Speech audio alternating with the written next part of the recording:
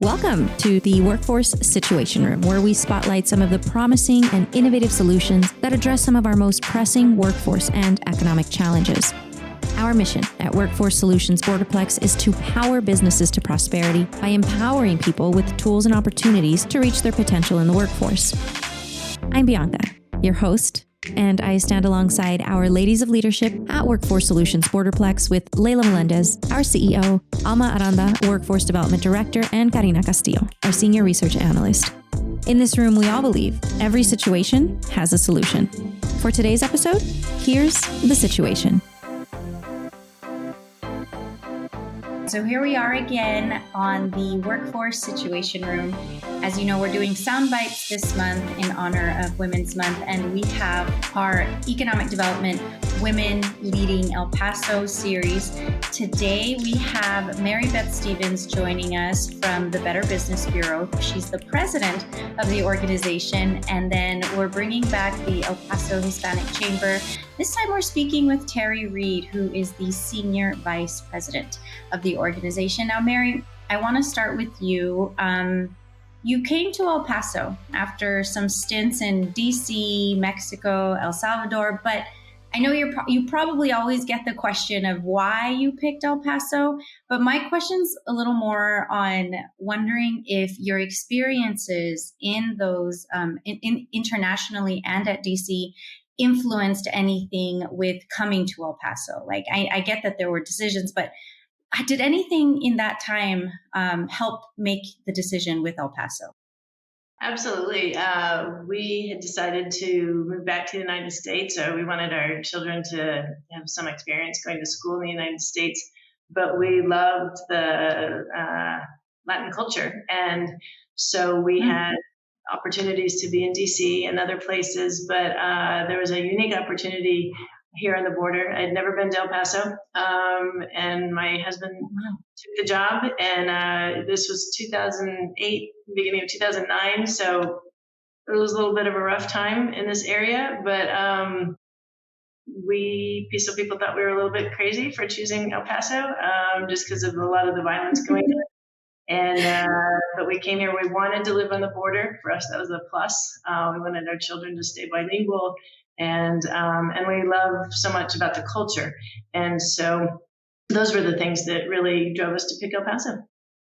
Well, I mean, when you say culture, do you mean the food of El Paso? Well, I will say I thought the culture, both familiar and business culture, would be much. I didn't realize that the difference on the border, there'd be such a difference on the Mexican side as the El Paso side.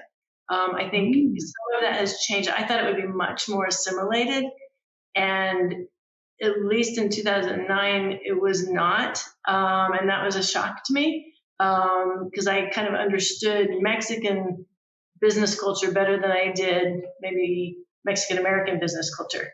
And so that was something that I learned. But I do think also a lot of that has changed over the last 10, 15 years because of so much of the assimilation and people coming more so back and forth. And part of that was 2008, 9, the violence. So people were opening businesses over here and such. So it was just a very different experience. But yeah, I knew sort of the Mexican side a little bit more than I did the border side, border culture, shall we say.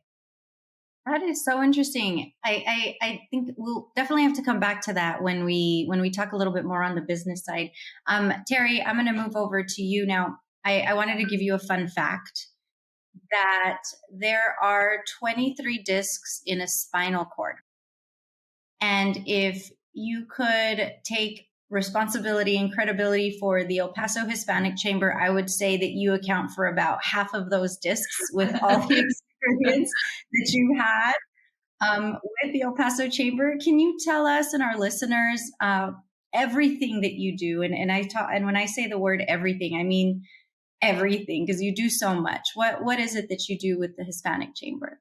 Thank you. Well, we all wear a lot of hats here, right? But I am the Senior Vice President for Entrepreneurial Development, which means I oversee that department here at the Chamber, and it encases our Women's Center, the SBA Navigator program, and any other grant funded programs that we happen to have. I am the director of the MBDA Business Center. That's a grant that we have through the Department of Commerce and the MBDA. So I've overseen it for 15 years. And I Mhm. also am a grant writer here. So I write the majority of our grants, the narratives, and I work with a really good team that puts together the budget. And so together we're a good team of grant writers here.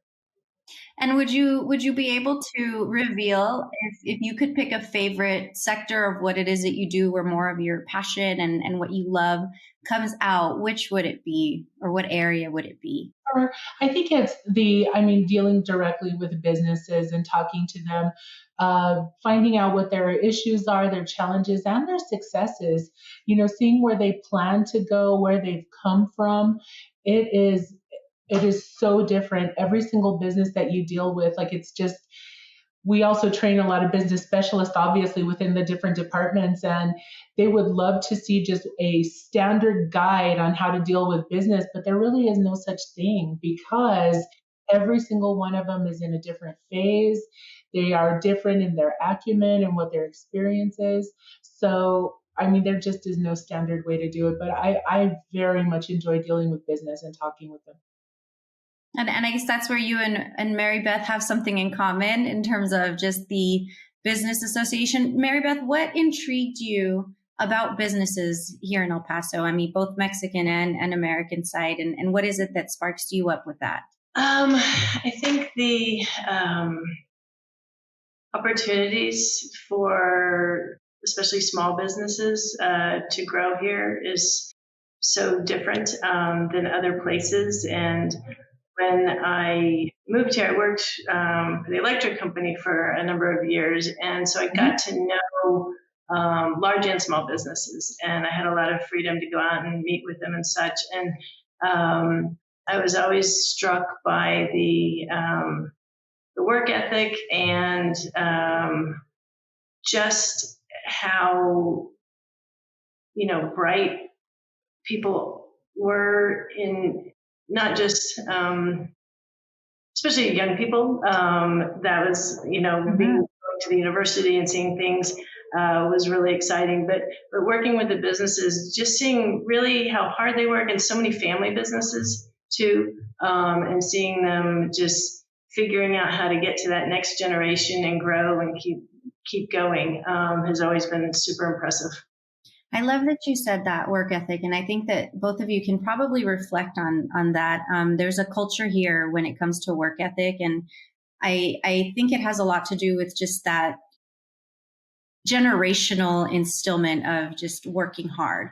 Can you share a little bit on that, on either of you, on maybe what you've seen or maybe what's impressed you most about some of the businesses that you've worked with? I do see a lot of business people that have such a fantastic work ethic, but I'm going to tell you that generations coming up don't want to work as hard as their parents have worked. A lot of these family owned businesses don't want to continue the company. A lot of their kids and the generations coming up want to do something very different than what their parents have done or their grandparents. They had to work a lot harder. They had to work long hours, very physical kind of labor. And I'm talking about the trades, the specialty trades in construction work. Not all of it is sitting at your desk and being able to do it from your desk. You know what I mean? In a nice air conditioned area where you get, pay every 2 weeks and it's very standard. I see Mhm. a lot of generational differences coming up through the pipeline. They just don't want to put that much work into it in a lot of cases. So I think that there's a little bit of a trend difference that's coming up with that. And then, like I said, again, there's just so many. And I'm going to even tell you this: we visit with businesses every day that have been in it for a very long time and are looking for a way out.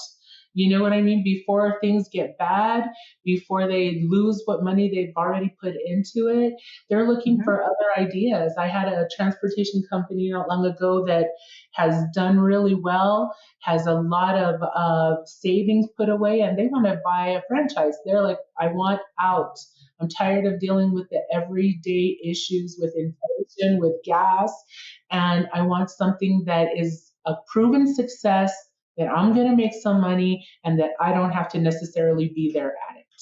I'm glad that you're bringing that up, Terri, because having the experience that you've had with businesses in the past, over the past couple decades, how does that trend, given, like, let's say that there's a correlation between the work ethic and the types of businesses that we're seeing, how has the shift in that ethic, or maybe not so much a drop in the ethic, maybe it's just a pivoting of where that ethic is going?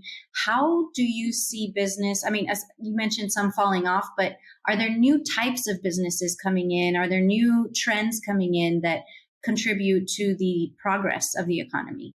So I know you spoke with Mary Helen Aldiz yesterday, and she is our startup arm at the chamber. So her Mm-hmm. department through the Women's Center are the ones that meet the young, new generation of entrepreneurs, people that are just getting started or just coming out of another area and going into something else. The department that I deal with under MBDA is already existing, growing businesses. Primarily, my clients are contractors or anybody in that contracting field. So, you're starting to, for Mary, I would say, I mean, my gosh, there's just so many different businesses that are out there. There's just so many of them in every single type of industry, from pet grooming to salons to restaurants. People that have engineering degrees are like, I'm out of this. I'm going to open a food truck. It's easier. It's better. I think it's funner for me. Like, they're just Mm-hmm. looking for something different, work-life balance, something that gives them something back that's good for their soul. You know what I mean? But there are so many different kind of businesses out there. So. Now, I feel like we're Layla, we're a little lucky. We're lucky in the sense that we're getting like some insider information. We pride on a lot of the data that we get, like stuff that we see that's published, data, numbers. But you guys are giving us this really good anecdotal juice. But so Mary, and kind of on the same topic, you've seen what's been happening to businesses. You get a slew of complaints and questions coming into the BBB, and I wonder, have you seen like the trend and the changes or types of complaints that we're seeing from before COVID to now that we're dealing with things like worker shortages and, I don't know, just people not having the same ethic in certain trades? Have you seen anything like that? Well, I like to say our goal at the BBB is so people will ultimately not have any complaints because they'll use our information in the first place. So I have to give in that. My goal is to put that department out of business. But absolutely with, but I don't know that it's,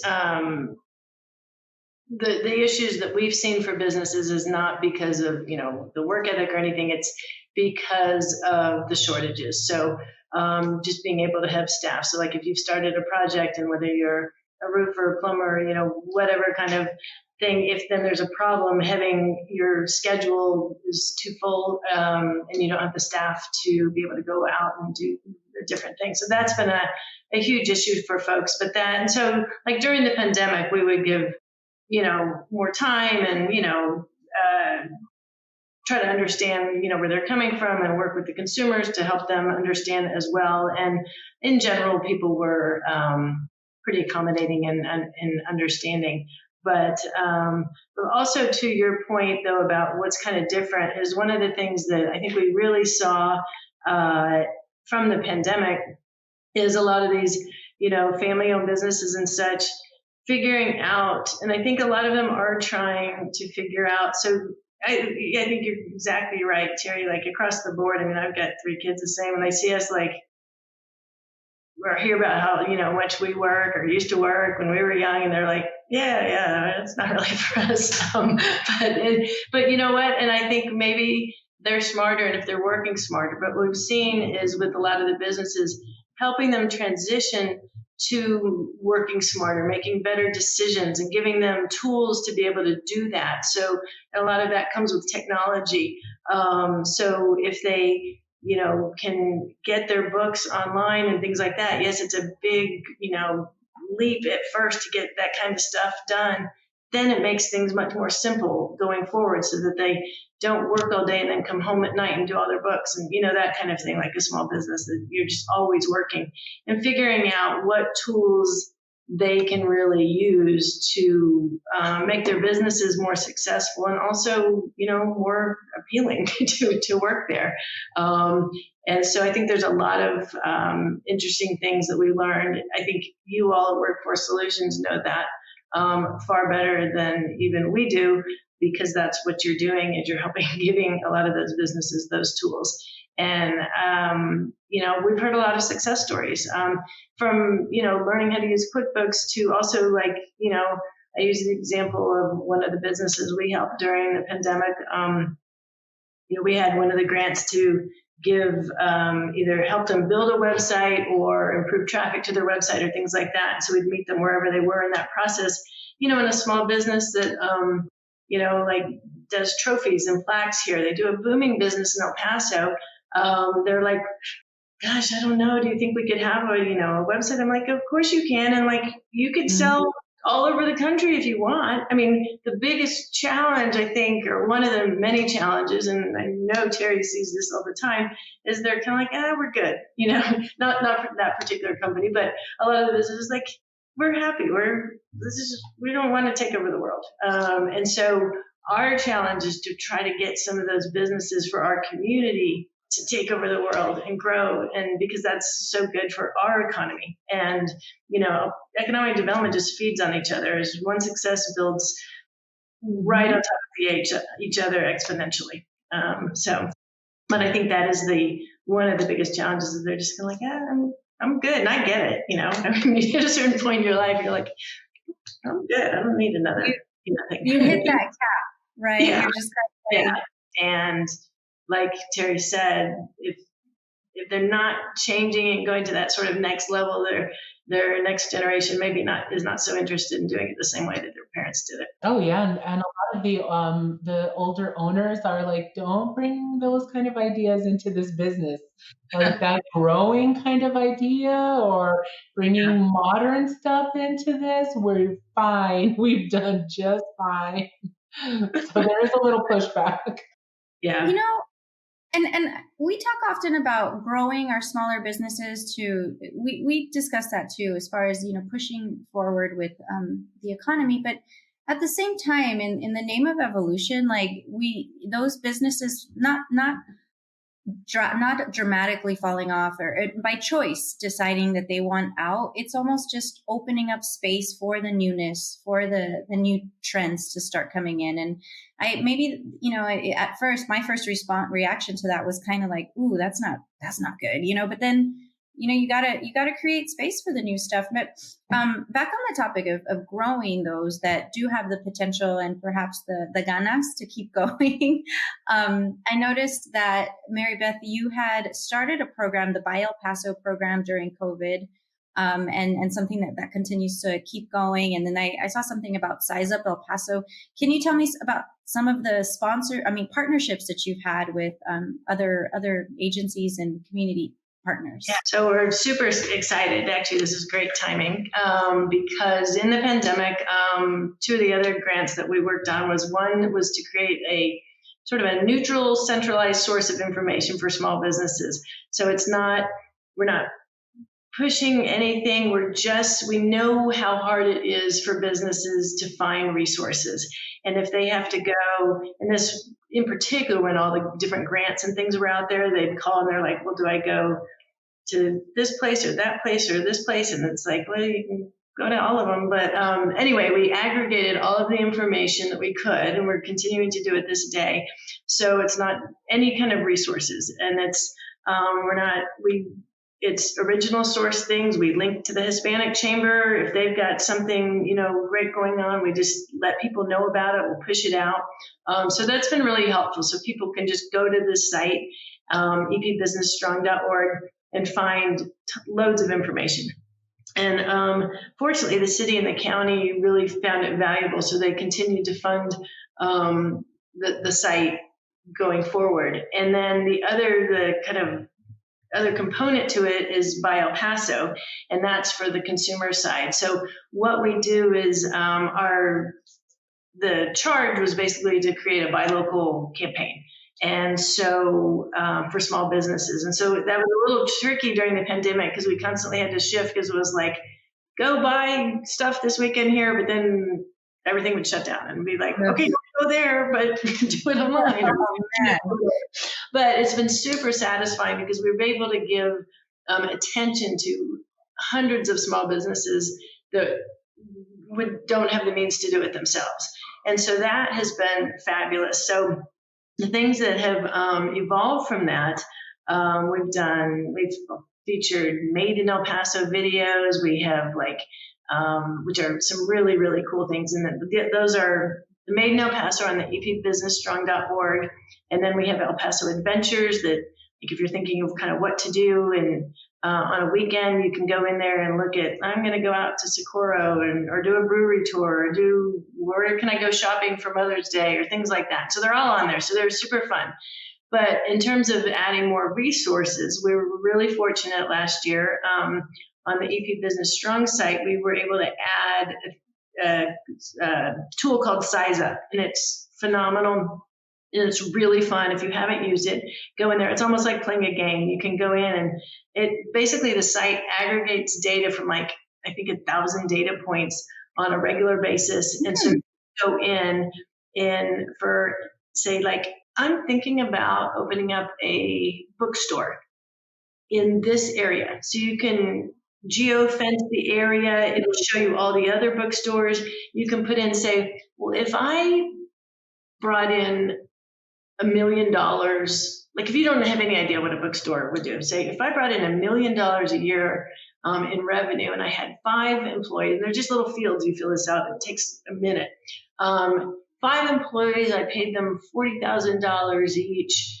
And then there's some other fields you just fill in, and you can just change them, and then it'll just be like a green light or a red light, or you're going to fail. You need this much revenue, or you can, down to paying insurance for your employees. It has all things about if you are, let's say, going to open up a restaurant, it has another section that'll show you all the suppliers for your restaurant, local suppliers. So it's what we're always trying to do is not just buy local, business to consumer, but B2B. So anyway, that site has all sorts of stuff on there. It's completely free. Again, the city and county funded that. It's an amazing tool if you're going to expand your business, if you're just thinking about a business, or just super fun, honestly, just to play with it. But we have a new tool that we are about to launch that we just got a grant to do, and we're really excited. This was born also in COVID. Working with a business called Kura Cubby. I know that Layla is very familiar with Kura Cubby. You probably are as well, Bianca. I'm not sure if you are, Terri, but a Silicon Valley tech company, and they have technology to be able to track movement, people, all sorts of things. You all know, I think you've used it. What we had written, we wrote a proposal 2 years ago. And the idea was for any small business in our community, it's going to be just the city right now because the city's funding it. Any small business will be able to download a QR code, and they will be able to post it on their cash register, their doors, wherever. They will get their own dashboard of information, and they can create their own rewards program. So, you go into a yogurt shop and you get a little punch card or whatever. Yeah, like 5-star or something like that. Yeah. Okay. So instead of getting a punch card, you'll just scan the QR code. The yogurt shop can decide, they'll have data now showing when people are coming and going, and it's all anonymized. There's no privacy issues. They will be able to see, gosh, Thursday afternoons, we don't have any customers. So they'll be able to do a number of things with that information. they'll be able to send out a message to all of their customers saying half price yogurt Thursday afternoons. Or they might say, gosh, maybe we don't need to be fully staffed Thursday afternoons. Those are two simple examples, but there are loads of other things that they're going to be able to use this information to make informed decisions. They're going to be able to do this at least 500 businesses free for 2 years, or almost 2 years. And then after that, it'll still be very, very reasonable. Like for a business to come up with a program like this or to pay for it, it would be tens to hundreds of thousands of dollars to have their own dashboard and such. And so it's going to be free for them. They're going to have to use it. There's a waiting list right now because so the history of this is we wrote the proposal almost 2 years ago. People asked for it a few times. I was like, okay, I put a new date on it, send it over. And on January 31st, the city of El Paso approved it. I was quite surprised because it had been so long. So now we're like, okay, getting going. So we're doing strategy planning right now. We're working on the architecture document. This is all stuff way out of my regular wheelhouse, but it's been super fun. And I know I've gone on a lot about this, but let me add the other key component because this is economic development. So all of that information is going to be aggregated on a database that we can use and the city can use. And so can you imagine if like a site selector is coming in and saying, where should I put this and this? They're going to be able to say, here's the movement of people and traffic in this corridor at this times or whatever kind of business. Again, I don't even know all the applications, but it's going to be really pretty amazing. And we're told that if you have at least 500 businesses, that gives you enough data to make it meaningful. So we're hoping, we don't even have a launch date yet, but any businesses that are interested in getting on board, there's a waiting list on epbusinessstrong.org, and it should be super exciting. I think it will be a game changer. And,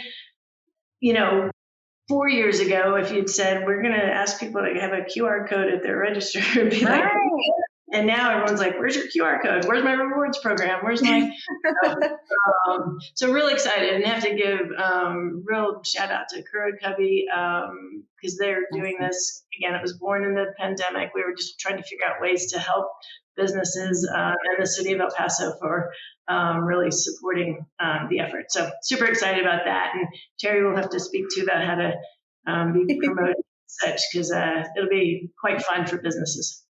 Oh, congrats on that. That's awesome. My brain is like I have so many ideas just because that was a lot, but it's just it's all that was beautiful. Layla, go ahead. Yeah, sorry. I that's really awesome. That's really cool. And I'm listening, and I've been listening to what both of you all have said, and I think it's a really interesting perspective. Also, how we layer it with also the workforce and workers. So it's definitely not just business like entrepreneurs, it's workers also that have the sentiment, this next generation. They do have a work ethic. They want to work. They want to contribute. They want to go to school, but they want to have a purpose and they want to have an experience, and it's got to mean something and not just cash. This generation is definitely not money driven. And something that I think about this a lot, how the values are just very different. I think I started to see that in myself versus my mother. When I left the city of El Paso at 9 years, she's like, wait, you have 1 more year before you can vest in your pension. And I'm like, but I don't want to. I don't want to I've got an opportunity. I want to do something different. Versus my mother and her generation were all like lifers. They stayed in the same job forever. And so those are the conversations we're having in interviews with people. I mean, just today, I was asking a person, she's like, I want the bureaucracy, the stagnation. If they just feel like it's just status quo and there's no evolution or growth happening in the organization, they're not going to stay. And I think that it's interesting that you mentioned, Terri, about how the generation of the children of of business owners, businesses that were created to survive. So I think that's also you work hard to live, and this generation wants to live first and work second. Mm-hmm.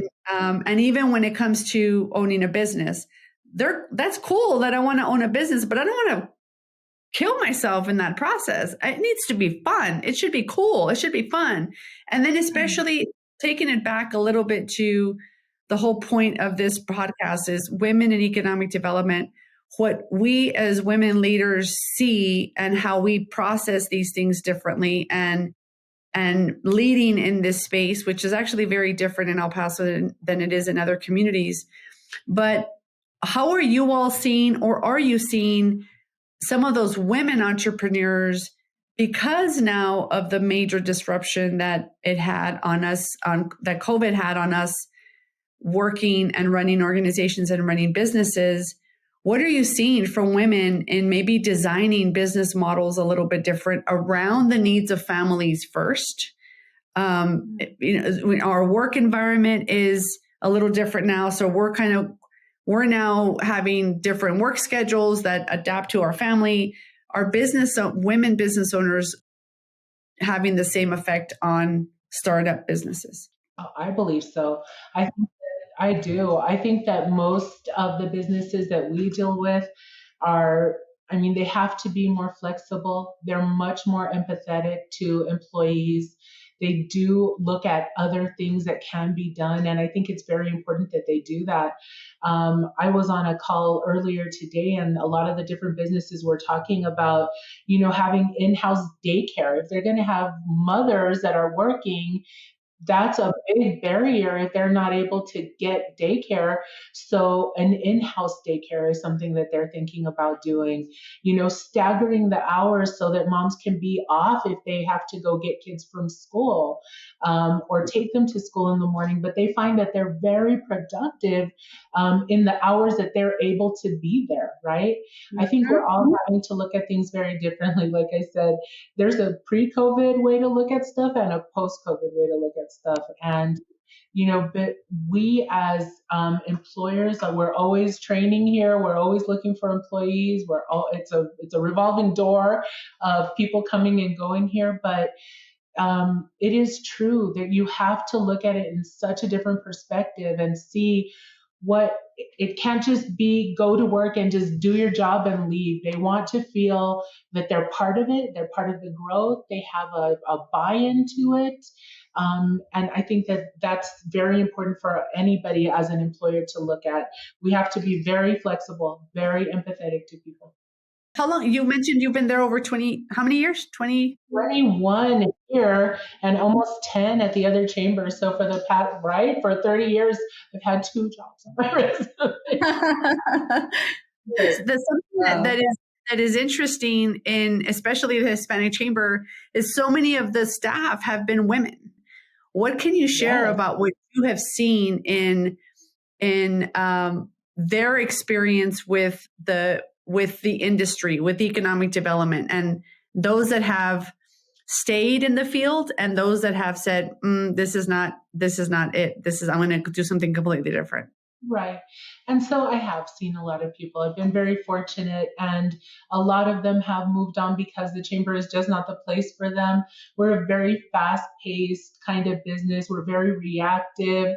There's one thing you can plan your entire day and not touch any of it if something else comes up. So, if super structure is what you're looking for, it's not going to be the place for you. We're also very event-driven.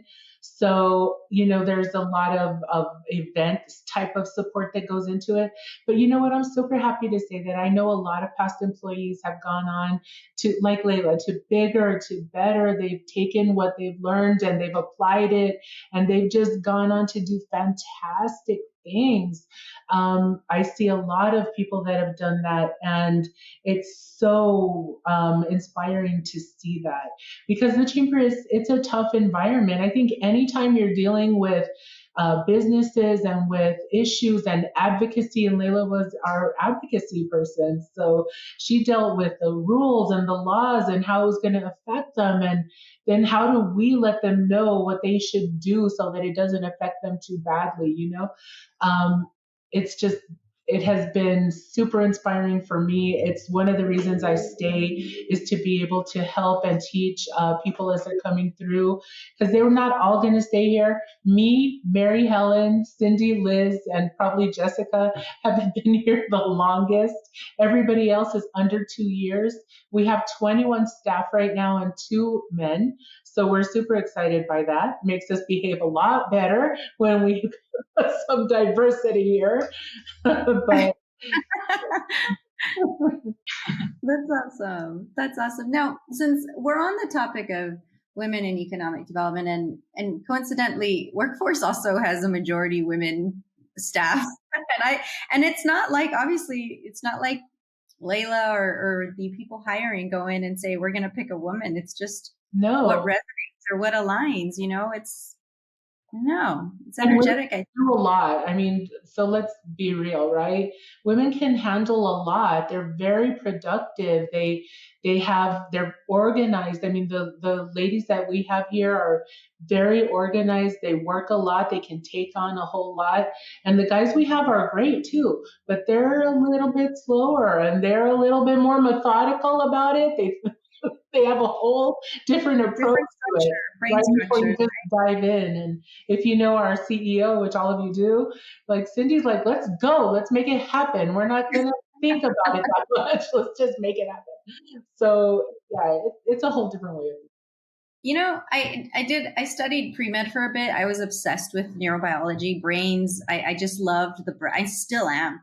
That's how I knew the thing about the spinal cord. But it is a fact. Like we can say what we observe, but it is a fact that women's brains are wired a completely different way for this fact that we have to make human beings within our bodies while still performing every other function that we have to function to survive ourselves. But I think what's happened, and this is my own theory of it, but like we have the innate capacity to create a human being while juggling ourselves and maintaining our survival. But over time, in the past generations, we've also adapted to that big project, plus the Industrial Revolution, us having to actually work. So now we've just got like this extra genetically installed program from our great grandmothers that are like doing both. So I think by the time it reached us, here we are doing a gazillion things like it's nothing. And men just never had the opportunity to make babies. You know what I mean? That's just kind of like, maybe that's what we're experiencing.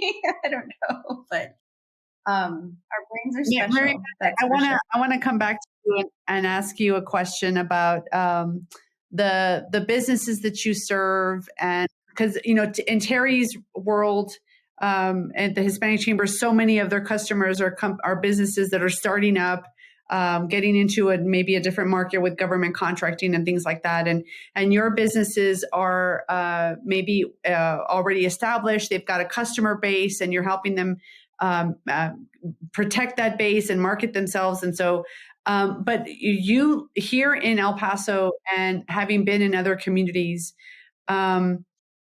you as a leader at the Better Business Bureau, what do you sense, or what are some of the like characteristics or traits that a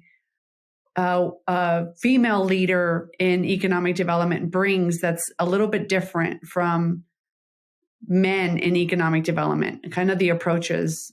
I think Terri mentioned empathy a little bit before, and that's been obviously more important over the last few years than ever in the past, because of the unusual nature of everything going on with the economy and the uncertainty. And so being able to sense what a business needs in terms of sometimes just support, sometimes a lot of the small and medium businesses just need somebody to talk to, and to also to know that it's not just them, everybody's going through these things. And so when we're able to like share stories with them, or they'll call, or we have, basically like an open house here once a month, and they come in and they're starting it's nice for them to be able to see that they're not alone.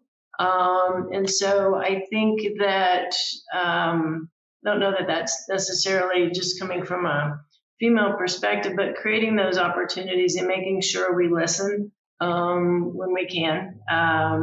And because a lot of times, I mean, we all need that. Just sometimes, whether we're complaining about something or whatever, sometimes we just need to get it out. And we do a lot of that here. And then we try to give them some concrete steps to help solve their problem and such. But so I don't know if that exactly answers your question, but that's one thing. Just making sure there's a little bit more empathy, and that I would not put myself out. I think I have grown in that department over the last few years as well. I'm a let's get it done, and have very much realized that we need to be more flexible. We need to take more time with folks. Kind of to the question earlier about how things are different in the workplace and all of that. And I think for me, one of the keys is, I'm very structured normally, and instead of just saying, I've switched in my head, like if somebody wants to do something differently or has a question, instead of saying why, before I answer, I think, why not? So that I can maybe respond just in a positive way without anything. And so that's been a big change for me as a leader. I'm just thinking, okay, let's try this. And it's been, I think, probably like everybody, we're all so amazed and surprised at the positive results for having that kind of a change of behavior. Team's happy, they work harder, great. So they seem happier, their family lives seem happier, all of that. But that just kind of it carries on, not just from working in this office with our team, but just with all of our businesses. If somebody has an idea or a question or something, just to be like, all right, let's see what we can do. And just sort of having that, yes mentality. So. Yeah, you absolutely did answer the question. And I do think something that happened here in El Paso for sure, just with you all, with our partners, is during COVID, we picked up the phone and we've been calling one another and saying, hey, how can we collaborate? How can we support? How can we partner on this? How can we do this collectively together and not compete? We all know that it's not the share of the pie. It's more like the links in the chain. It's timelines and phases of where businesses and people are. And I think that collaborative spirit is definitely something that us as so many women leaders in economic and women leading economic development in El Paso is the environment, the really positive collaborative environment, just because of just naturally who we are. So anyway, I just wanted to share that, but thank you.